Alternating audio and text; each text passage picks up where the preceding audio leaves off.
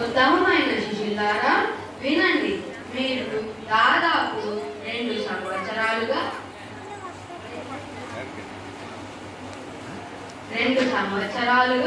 నా ఆశ్రమంలో నా దగ్గర శిష్యరికం చేస్తున్నారు. అయితే ఈ రోజు నుండి మీరు ఈ ఆశ్రమాన్ని విడిచి వెళ్ళవలసిన సమయం ఆసన్నమైనది. ఈ సందర్భంలో మీ అందరికీ ఒక పరీక్ష పెడతాను. ఏమంటారు? పరీక్షలా?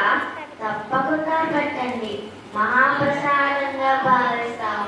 అయితే వినండి. మీలో ప్రతి ఒక్కరూ లేచి ఒక ప్రార్థన చేయాలి. అయితే ఒక నిబంధన, మీరు చేసే ప్రార్థన మీకు మేలు చేసేట్టుగా ఉండాలి. ఇక ప్రారంభించండి. ఓ భగవాన్, నాకు సంపూర్ణ జ్ఞానాన్ని ప్రసాదించు స్వామి, ఇదే నా ప్రార్థన.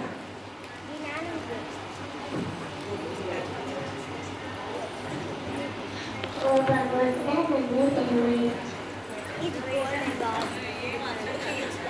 భగవంతుడా, నాకు ఈ సమాజంలో శక్తి సామర్థ్యాలు మెండుగా ఉండేలా ప్రసాదించు తండ్రి. ఓ స్వామి, నన్ను సమాజంలో గొప్ప నాయకుడుగా చేసి అందరినీ పరిపాలించే శక్తినివ్వమని కోరుకుంటున్నాను. ఇదే నా ప్రార్థన. ఓ భగవాన్, నాకు అపారమైన ఐశ్వర్యం ప్రసాదించి ఆదరణతో లోకానికి మేలు చేసేలా దీవించు స్వామి.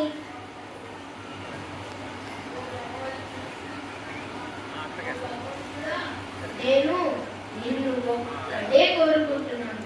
ఎట్టి పరిస్థితుల్లోనైనా ప్రజలను ఇబ్బంది పెట్టే పనులు చేయకుండా మంచి బుద్ధిని ప్రసాదించండి. అప్పుడే సంతోషం లభిస్తుంది. ఓ దైవమా, నా ప్రార్థన దయచేసి ఆలకించు. సర్వే జనా సుఖినో భవంతు, లోకా సమస్త సుఖినో భవంతు, లోకా సమస్త సుఖినో భవంతు, లోకా సమస్త సుఖినో భవంతు. అందరి ప్రార్థనలు విన్నాను. నేను కోరుకున్నట్లుగా మీకు మేలు చేసేట్లుగా ప్రార్థించారు. అయితే మీ అందరిలో కల్లా ఉత్తమమైన ప్రార్థన చేసినది అరవింద్. అతనిని నేను అభినందిస్తున్నాను. మీరందరూ కూడా అభినందించండి. క్షమించండి గురువు గారు, అది ఎలా కుదురుతుంది? అందరూ ఒకేసారి అరిస్తే ఎలా? మీలో ఒకరు లేచి మాట్లాడండి. క్షమించండి గురువు గారు, మీరు మా అందరి ప్రార్థన వినిపించమన్నప్పుడు ఒక నిబంధన పెట్టారు. ఆ ప్రార్థన వాళ్ళకు మేలు చేసేదిగా ఉండాలి అని అన్నారు. అవును, మరి మేమందరము మాకు ఇది కావాలి అది కావాలి అని కోరుకున్నాము. కానీ ఆ చివరి వాడు అతని ప్రార్థనలో అతనికి మేలు కలిగేలా కోరుకోలేదే. అది ఉత్తమ ప్రార్థన ఎలా అవుతుంది గురువు గారు? మంచి ప్రశ్న అడిగావు. దీనికి సమాధానం అతని చేతనే చెప్పిస్తాను. అరవింద్, నువ్వు లేచి నీ ప్రార్థన ఎలా మేలు చేస్తుందో వీళ్లకు వివరించు. చెప్తాను, వినండి. నా ప్రార్థనలోని అంతరార్థం ప్రపంచంలో అందరూ హాయిగా ఉండాలి, అందులో నేను కూడా ఉండాలి.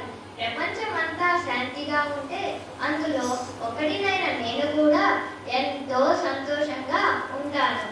నా చుట్టూ ఉండేవారు బాధపడుతుంటే నాకు మాత్రం ఎలా సంతోషం కలుగుతుంది? మీరే చెప్పండి. అందుకే నా ప్రార్థన నాకు ఎంతో మేలు చేస్తుంది. విన్నారు కదా అతని వివరణ. ఇప్పుడు చెప్పండి. మేము ఒప్పుకున్నాము గురువు గారు. అతని ప్రార్థన అతనికే కాక లోకానికే మేలు చేసేలా ఉంది. ఇప్పుడు మీరు కూడా ప్రార్థించండి.